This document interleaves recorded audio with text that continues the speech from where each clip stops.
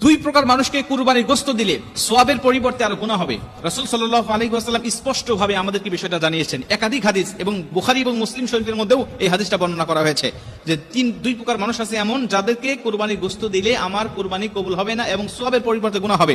এর প্রথম নম্বরে রয়েছে যারা কসাই, যারা গোশতটাকে বানায়, এই গোশতটাকে যারা কাটে তাদেরকে মজুরি হিসাবে, পারিশ্রমিক হিসাবে আপনি গোশত দিতে পারবেন না।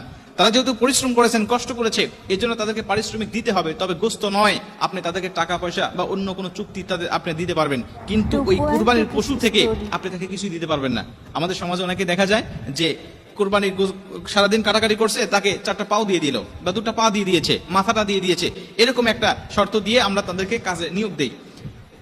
আল্লাহ রাসূল সাল্লাল্লাহু আলাইহি ওয়াসাল্লাম বলেন লা ইউতা ওয়া লা ইউতা ইল্লা লিজাযারাতিহা শাইআ, পারিশ্রমিক হিসাবে তুমি কুরবানির গোশত তাকে দিতে পারবে না। তবে হ্যাঁ, অবশ্যই সে যেহেতু গরীব, সে যেহেতু অসহায়, এজন্য তুমি অন্য 10 জনকে যেটুকু গোশত দিয়ে থাকো ওইরকম ভাবে তুমি তাকে দিবে, কোনো সমস্যা নাই। কিন্তু সে পারিশ্রমিক হিসাবে তোমাকে অবশ্যই মূল্য দিতে হবে।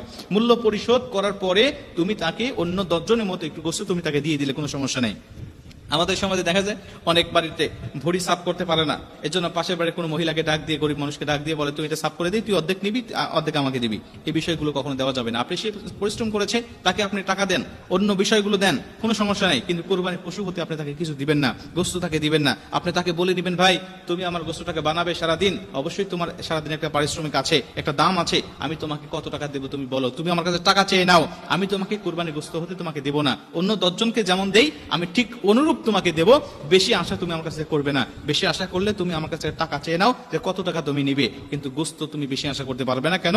আল্লাহ রাসূল আমাদেরকে নিষেধ করেছেন হাদিসের মধ্যে, বুখারীতে, মুসলিমে, অন্যান্য বিভিন্ন কিতাবের মধ্যে হাদিসটা বর্ণনা করা রয়েছে।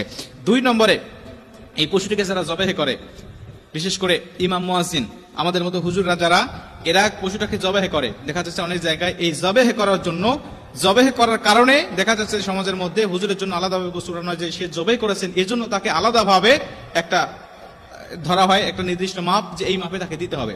মজুরি সে জবাহ করেছেন, সে জবাহ করেছে, এজন্য আপনি আলাদা করে তাকে দিতে পারবেন না। সে জবাহ করেছেন, ইমাম, সে মুয়াজ্জিন, সে জবাহ করেছেন, তাকে আলাদা হিসাবে আপনাকে অবশ্যই টাকা দিতে হবে। আপনাকে অবশ্যই পারিশ্রমিক হিসেবে টাকা দিতে হবে। আপনি গরু প্রতি 1000, 2000, 5000 জাব যেমন পারেন আপনি দিয়ে দিলেন, সমস্যা নাই। কিন্তু আপনি যদি মনে করেন যে না সে ইমাম মানুষ, তাকে কিছু দিতে হবে, অবশ্যই অন্য 10 জনের মতো আপনি তাকে দিবেন, কিন্তু পারিশ্রমিক হিসাবে সে জবাহ করেছে এজন্য আমি তাকে অনেক মোটা অঙ্কের কিছু দিব, আমি 5 কেজি 10 কেজি তাকে গোশত দেবো, এমনটা নয়। আপনি অন্য 10 জনকে যেমন দেন সেই অনুরূপ ভাবে দিবেন।